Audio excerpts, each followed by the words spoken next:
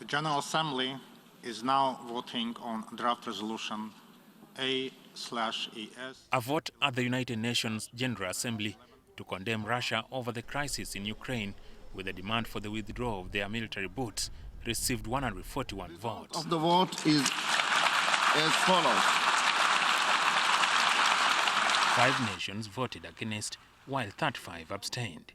Uganda was among those that abstained. Some of the others are India, Senegal, China, Tanzania, and South Africa. The abstention has received the support of a political science scholar, Professor Sabiiti Makara. Uganda's ambassador to the UN has made a very good point.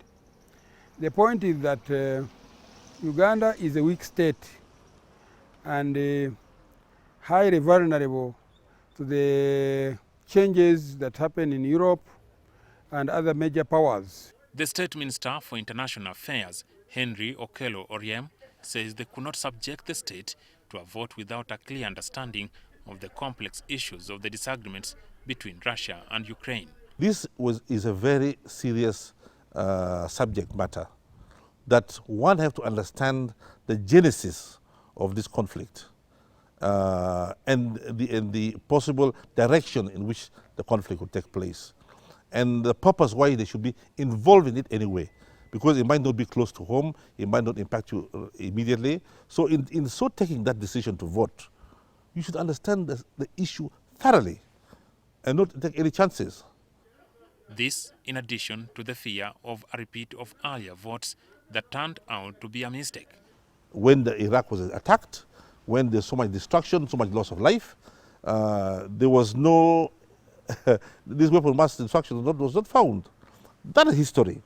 But that was a lesson which we learned as Uganda, that don't rush into these things which you don't know very well. The membership with the non-aligned movement of which Uganda takes the leadership this year determined how Uganda voted. A retired diplomat, Ambassador James Mugume, says the non-alignment is important for peace negotiations.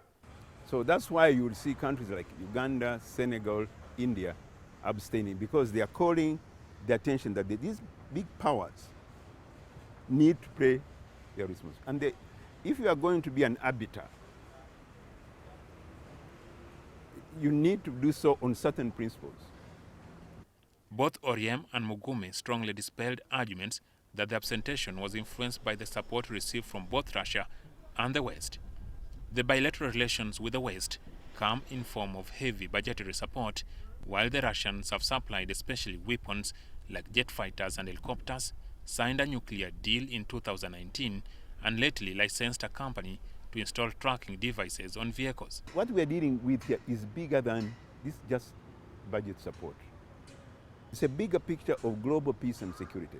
And I said, for example, this war, if the oil price were to reach $200 a barrel, the effect on our economies would far outweigh the little money that you get in budget support. Makara contends that the influence of the support cannot be totally ruled out of the equation.